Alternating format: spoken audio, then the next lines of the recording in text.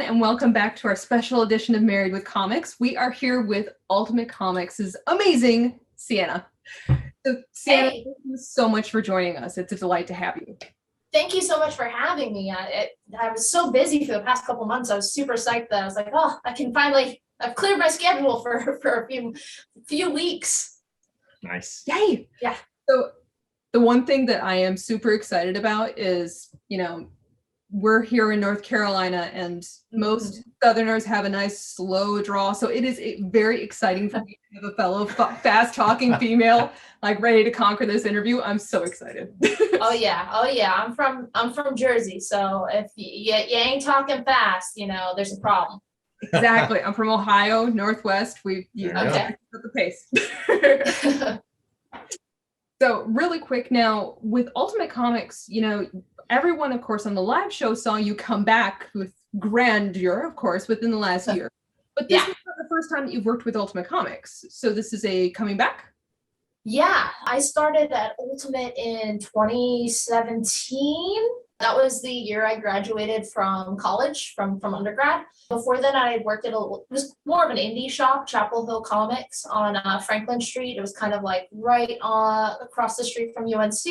I worked there part-time while I was at school. Ended up kind of becoming the de facto manager just because I was like the only employee. And unfortunately, they ended up closing my senior year. Just rent on Franklin was crazy. The owner ended up deciding to move on. And Alan kind of scooped me up. I had interviews at a couple of the local shops because I needed a job while I was at school. And some of the other local comic shops were like, hey, you want to come work for me? And me and Alan just hit it off. So I ended up coming over there, became manager of the Durham store. Then the manager at our bigger store, Cary, ended up moving. So I ended up taking over that store for Alan. Then I ended up becoming the manager of all the stores. While I was managing Cary, I think the title we came up with is operations manager. But then last year I got like this job offer just out of the blue where I wasn't looking for anything because I was super happy. I love Ultimate so much, but it's kind of one of those things where, I'm in my 20s and someone was like, hey, I'll pay to move you and your girlfriend out to Portland, Oregon and give you a really great salary for comics and come, run things over here. And I was like, I can't turn it down. Yeah. And I was like, oh, what could go wrong? Let me move February 2020. That's going to work out, right? Oh, no. So I ended up moving at kind of like the worst time possible. It felt like I was moving during the apocalypse because by the time I got to Portland is when everything shut down. Didn't really get to see much over there. I wanted to come back to Ultimate. The job had some issues over there. So Alan was really excited to have me back. So I came back in the summer, last summer. And I think my official title is COO of Ultimate. So here I am, and here I will stay. I'm not going to be lured away again. I'm on to everyone's tricks. I'm sticking here. So I was super stoked to come back. And the live show was kind of new when I came back. Yeah. I had helped get it started right before I left, kind of helped figure out OBS, the little system we were using, and set it up for Jeremy and all them. And then that was just kind of on my way out. So when I first moved, they started the live show kind of right as I was leaving. So I came back and it was just a whole new piece of Ultimate that I didn't know anything about. Speaking of the live show, so we know it's undergone some changes over the last year. Which ones in particular were you either most excited about, or which ones do you feel like maybe have made the biggest difference? Whew. Yeah, I mean, it's been crazy. Just a ton of growth and a ton of big changes. When I came back, Jeremy was co-hosting with Grace and Harrison. Basically, it had been a way to keep the store open while they were closed. While I was gone, when the physical stores couldn't be open, it was a great way to, keep making some money while the lights were off. So I think they were doing 2 shows a week, and one was kind of collectors, and one was more focused on readers. It was supposed to be like a trade sale, like sets, stuff. That's not super collectible, but if you wanted to read a story, you could get that. So I think some of the biggest changes was we went down from co-hosts to single hosts. Part of that was just COVID. We were talking without our masks. We had a COVID scare in the warehouse, and we were like, man, this might not be safe for us to do this. So we went down to single hosts. We decided to add a show. People would kind of want a show every day, and I wish we could make it happen. Maybe in the future we get some more hosts trained, but yeah, I mean, I think adding the show was a big change. Going to single hosts was a big change. I know I sped things up a lot. One of Grace actually joked around and said that some of the changes I made it less fun to host, but I'm all about like speeding it up, showing as many cool books as possible, because gosh, if you could see this warehouse, it is just floor to ceiling, long boxes. So in my mind, I'm like, let's get this out of here. Let's move through it, because I mean, we have more comics than we can sell, I feel like, in my lifetime. So that was one of the big changes I made. I was like, man, let's speed it up a little bit. Let's try and get through some of this. So I know that's on the shows I host, because I'm a fast talker and because I'm thinking about all the comics I want to sell. I go through real quick. And I think people like that. They get to see more comics. Hopefully they like it.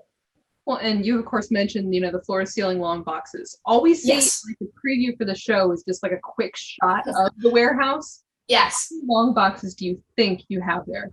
Yes. I know. I was trying to guess. Thousands for sure. We have, you see the shots of the comics on the racks, but we also just have pallets on the floors that are stacked floor to ceiling with comic books. I mean, Ultimate's been around for 18 years. Alan's been collecting since before then.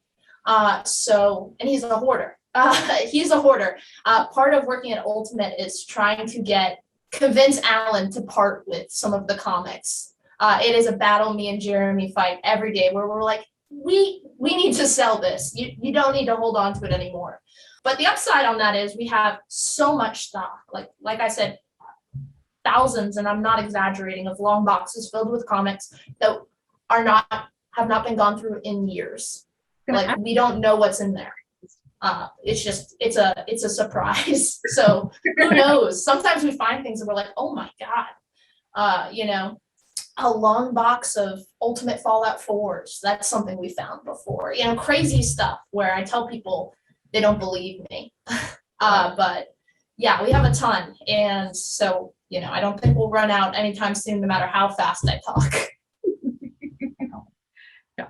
So we volunteer to go through some boxes, no problem. Yeah. Well, since I've been back, I used to manage the stores, but now I'm at the warehouse, really kind of overseeing stuff from here. And we are definitely in the process of trying to reorganize it. We've hired a bunch more staff here. We've got a new employee, Zach, who's really great. Me and him talk a lot about how to organize things. So past couple months, we are working on just trying to make sense of it all, which I know is never going to happen, but I'd like to try. So you kind of mentioned and touched on this already, but some of the key issues that we get to see on the live show that are kind of mind-blowing, are you finding, say, more of them from the warehouse, or are these from actual like acquisitions, somebody coming into the shop and saying, hey, I need you to buy my whatever? So it's kind of a mix of both, for sure. I end up doing a lot of the buys for the stores, a lot of the bigger ones. I kind of hit up the stores a couple times a week and schedule buys. So we've had some really good buys lately, a lot of slab buys that just kind of came in through the door, and we got some cool stuff. But the majority of the stuff that comes in that we show on the live show is, stuff that we find in the warehouse. And by we, I'm not taking credit. Jeremy, that is all him. He ends up digging through like a pallet at a time. And, we go through, it ends up maybe have to go through 10 long boxes to get a couple keys for the show, which is crazy to think about how many comics boxes we're going through just to prep a single show with multiple keys. But that's kind of it. You'll find 1 or 2 per box, maybe, if you're lucky, probably less. So it ends up forcing us to go through all those boxes. I said we have no idea what's in there a little bit quicker. So we kind of start sorting them. We have this system of like, okay, what are dollar books? What are good for the live show? What are like $5 comics? What should we just list on eBay? What are the keys? And that's all Jeremy. So yeah, that's like a full-time job in itself, just going through boxes to find keys for 3 shows a week. It's like Alan's Willy Wonka and Jeremy is Charlie. Yes. No.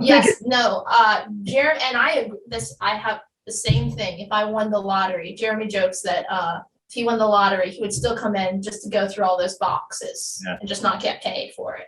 I do totally do the same thing. I don't go through boxes as often. I kind of get the like golden ticket feeling when I go do the buys and I get like something unexpected. It's like the best feeling in the world where someone the other day was like, I have a bunch of junk, just, some random X-Men I'm trying to move. And in the box was like X-Men 7. I was like, oh, a bunch of junk, huh? Just the 7th issue of X-Men. But Jeremy definitely gets it's such a fun feeling to go through those boxes and just like, oh my God, here is, $1,000 comic. It's crazy. Surprise. Yeah. Now, of course, you talk obviously about going through an entire palette just to get 2 or 3 comics, but from our side, when we're watching the live show, most people just kind of assume you grab a pile of comics, you throw them up on the show. If it sells, it sells. If it doesn't, it doesn't. But what kind of prep extra work are you all having to do to prepare for a lot of these live shows?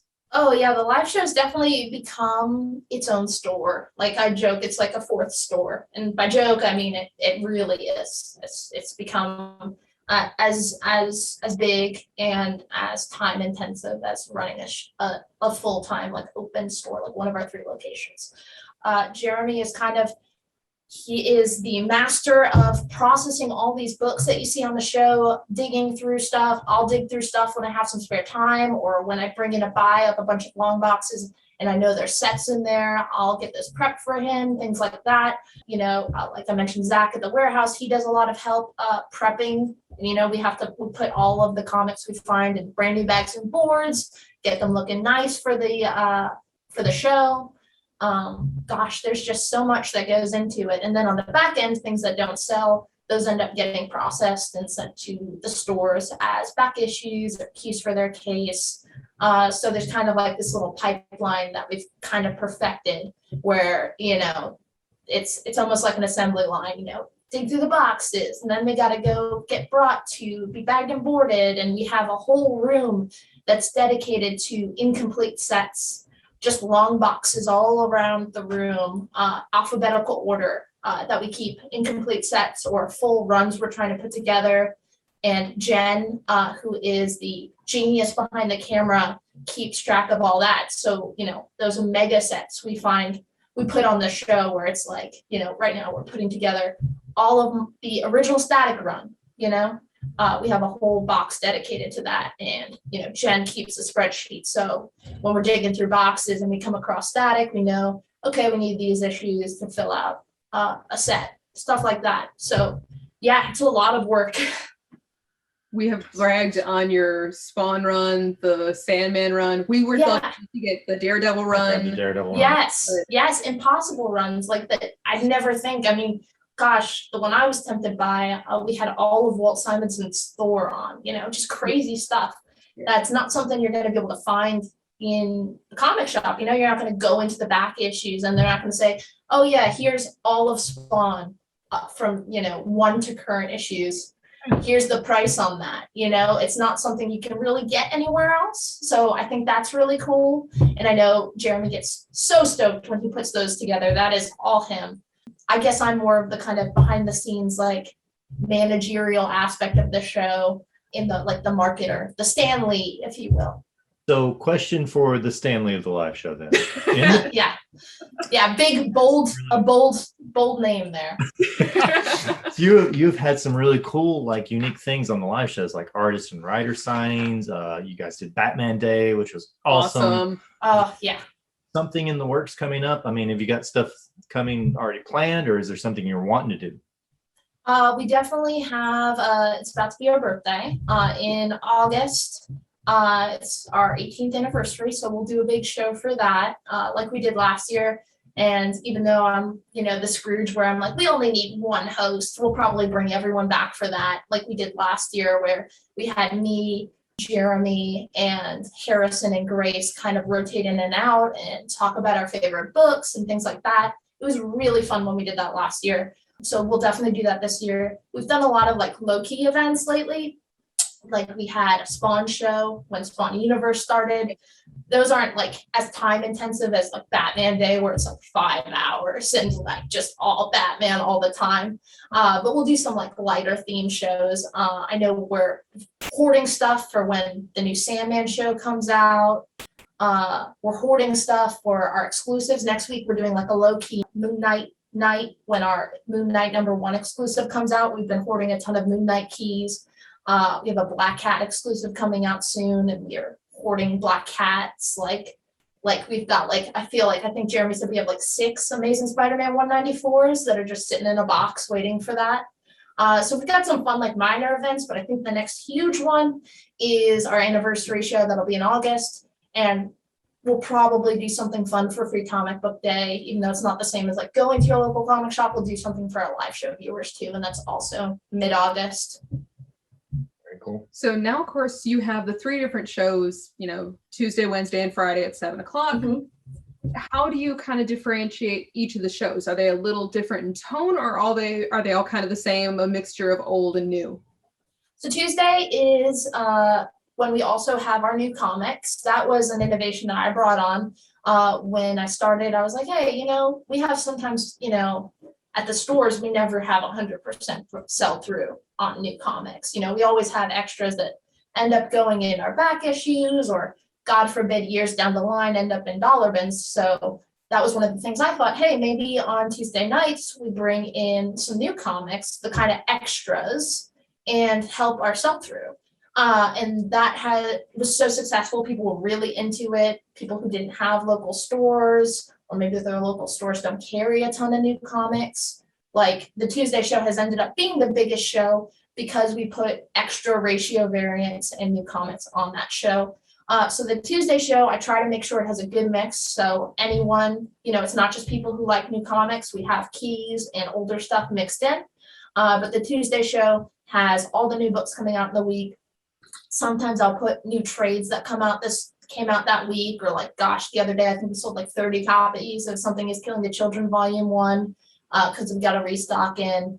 That's kind of the Tuesday show, and I host that one every week.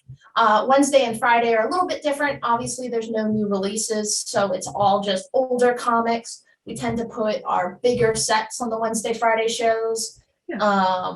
And, you know, we'll throw in trades there too, but Wednesday, Friday, it's just all going to be like collectible comics and also just fun comics that, you know, we think would be fun to sell. Like I just pulled out Shaquille O'Neal comic issue #1. I was like, that's the perfect thing to sell on the live show.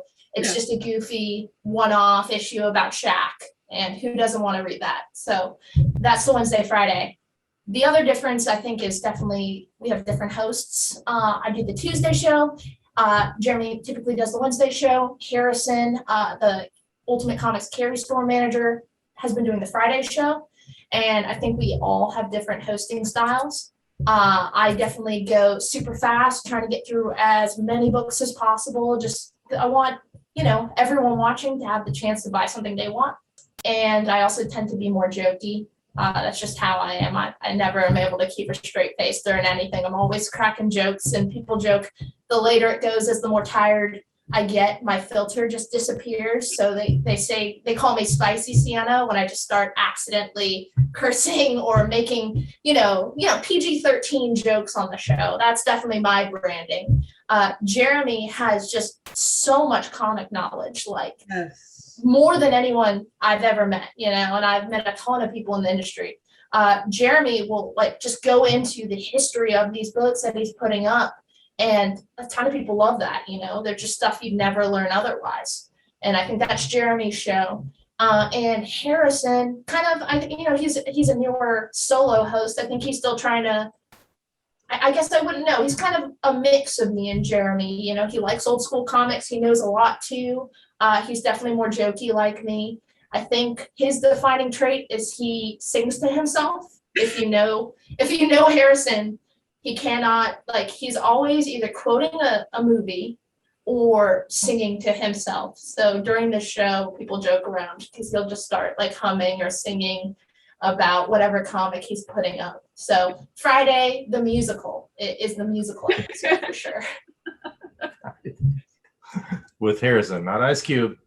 No. So No, I've been joking we should all be in a musical together. But of course, Spicy Sienna, I was starting to cast us all in Rocky Horror. And Yes. my girlfriend says that was a little inappropriate to be casting my employees as Rocky Horror characters. So I was like, okay, all right, we'll find a different musical. Yes. I just heard new intro for the live show though, right there. Just saying. Right? Do the time warp? I'm telling you.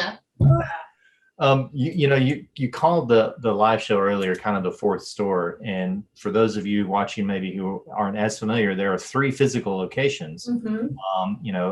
How do you coordinate between the 3 physical locations in the live show? For example, like with local pickup. Well, we've kind of gotten a system down. I try to bother the other managers as little as possible with live show stuff. I mean, there's sometimes issues where like I bring some new comics to sell on the on the Tuesday show, and we oversell, and I have to, ask for transfers over so I can cover everyone. But the live show is so separate. I don't want managers have enough going on. I don't ever want them to be worrying about live show stuff if I can help it. So it's really Jen, Daniel. He's another behind the scenes person. He helps out with our eBay store. He also helps out running the show, invoicing, all that back end. So really coordinating between the stores is Daniel and Jen, who do an incredible job because, sometimes we'll have 100 people a night or, crazy numbers of orders to keep track of every week. And they have just insane, like they know what's going on. And so every week at the end of the week, once people pay up, Jen really divvies up what's going to the store, puts what's goes to the ship station, brings over everything that's going to be shipped, and then our shipping team packs that up and ships it out. They're great. We have a great ship team. But yeah, Jen and Daniel are on top of it, and I kind of just check in, and usually I don't really have to do anything. It's awesome. That's the best job of it about being like a manager is you just get to just say good job. So yeah, Jen and Daniel really have everything covered, and I'll help out if it's a really busy week, like if we have an anniversary and then we have crazy numbers of orders or something like a big show, I'll help Jen and Daniel, but they really don't need it. Yeah, which is really amazing. So yes, they do like such a good job. I love bragging on people, and they deserve it. And Jen's watching me right now behind the camera. So I don't want to know what would happen if I didn't say this. There's something to this error message that says Sienna is currently unavailable. Exactly. The feed gets cut. You just hear my screams in the background. That could, yeah. So I want to avoid that. But, for all of our viewers, I mean, some of them have checked out the Ultimate Comics live show before. Some of them are hopefully going to check it out now. Is there something else that you want them to know or to keep in consideration when they tune in the next time? Gosh, no, I mean, we have a really great tight-knit community, and the community is always changing, always morphing, which is kind of cool. People check out a comics for a little bit and then they'll come back. We have like a great group of people who just always watch and hang out in the comments, and like we know each other's favorite comic books, and we're able to talk about, I'm always talking about movies or something while I'm doing the show.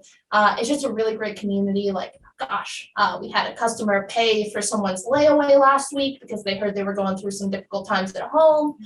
We had someone send us cookies last night because they heard I was having a bad day. Just, I mean, we have a great group of people watching. We have a great team, and we have a ton of fun on the show. I'm always trying to do giveaways. If I recognize your name, me and Jen will stick something extra in your box if you're new, and like a return viewer, giveaway stickers and stuff like that all the time, just to, last week we gave everyone handwritten Valentines that me, Jeremy, Jen, and Daniel and Harrison filled out for people who picked something up that week. We just try and keep it really fun. We all love comics, and we're all like really excited to talk about them with you.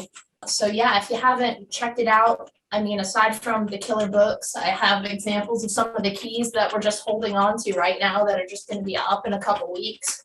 I mean, that's definitely a bonus. There are some books that I would, I'm drooling over as I'm putting them up on the show. But I think the best part about the show is I think we're all pretty cool people. I'm a little biased, but it's just hanging out with people, talking comics. It's such a fun way to sell comics. I totally miss being in the store as someone who now has to work at the warehouse and kind of oversee everything from here.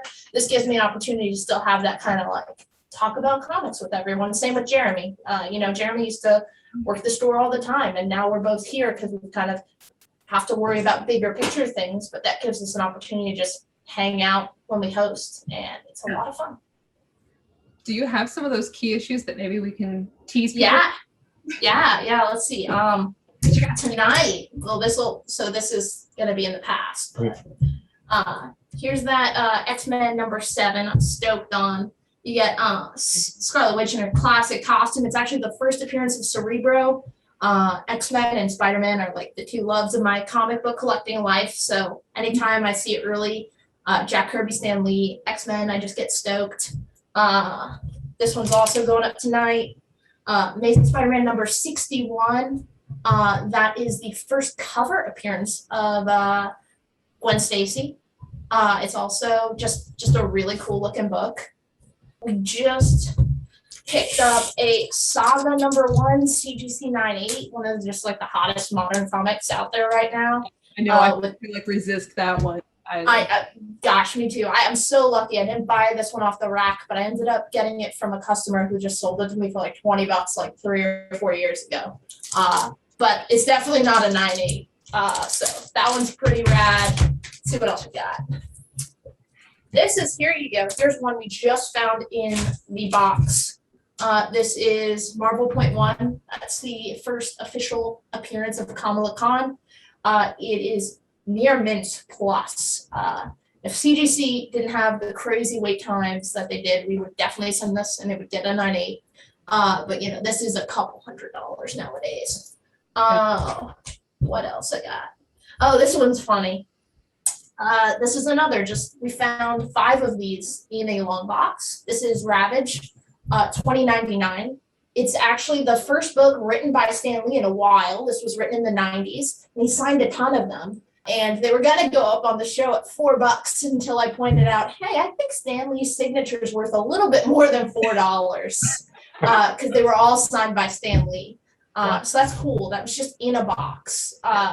That's one of those ones I always check for because I had a customer say, hey, I found a Ravage $20.99 signed by Stan Lee in one of your dollar books. So now anytime I see this book, I like inspect it for Stan Lee signatures. What else we got? Coming up down the pipeline, we've got an Amazing Spider-Man 238 with the tattoos, CGC 8.5. This is one I just picked up in a big Spider-Man collection. Super cool, super hot right now. Again, it's funny because we have so many crazy books, and I think if you're going to get hired by Alan, you have to be kind of a hoarder yourself. Me and Jeremy love doing theme shows, so Book of Boba's coming out. We're saving the Star Wars number 42 near mint, first Boba in comics. Very excited about that one. This one we just picked up in the collection. Venom 2 is coming out. So we've got, some 361 first Carnage action waiting in a box. We've got Amazing Spider-Man 298 signed by Todd McFarlane. That's also waiting for that show. We just did a huge Venom show, which was crazy. But we're also still hoarding some huge Venom keys for when the movie comes out. Friday, we have this one we just found in a box, New Mutants 98, near mint copy, probably a 9698 first Deadpool, which spiked again recently. Yeah, just stuff like that. We just found in a box. Here we go. First, Gwenpool, signed by Cullen Bunn, Chris Boccolo, and Matteo Loli, the artists on that, with a CBCS COA in the back, just in a box. Pretty cool. We have a bunch of, new, old, some McFarlane, Batman. This is just stuff. Most of this stuff is just going up tonight or Friday. So this is just the amount of keys that we have in That's great. 2 shows. Yeah. So how was aside from the ones I said we're hoarding. How do you manage to resist the urge to not tell Alan, be like, we'll work for comics, just keep handing the key issues, I get first dibs, that would be so hard. You just don't see the books that I buy when I see them in the box, you know. My girlfriend loves Catwoman and old school Lois Lane comics. So Wow. Yeah. Jen and Jeremy usually know to put aside any Catwoman or Lois Lanes, and I check with Allison before they go up if she needs them. For me, I just picked up a first appearance of Gwen Stacey. It was priced for my show, and I was like, nope, not going up. This one's going home with me. I bought a first Beta Ray off the show. Just a lot of keys that I'm hunting for. I just told Jeremy to keep an eye out for first Kite Man that I'm after, and you know, hopefully that shows up in one of the thousands of long boxes, and I get first dibs with my, you know, a little employee discount on top of that. Benefits. Yes, yeah. But I mean, we genuinely appreciate your time. Thank I you know so you are much. so busy prepping for tonight's show. That was Oh no, yeah. Thank you so much for having me. For any of our viewers that have not tuned into the Ultimate Comics live show yet, you are missing out. You must at least check it out. As Sienna has said, there's a really neat group. It's a very caring group as well. It's a lot of fun. I mean, you can pick any night, start anywhere you want. I think you'll find something that will make you want to come back. Just make sure it's a Tuesday, Wednesday, or Friday. Because if you come in on Thursday or Saturday, we do sleep sometimes. Yes, absolutely. We've got all the information for the Ultimate Comics Facebook groups, their live shows. We have all of it down in the description box. So please tune in, check out Ultimate Comics, and thank you again, Sienna, for all of your time. We really you so appreciate much. it. Yeah, thank you so much.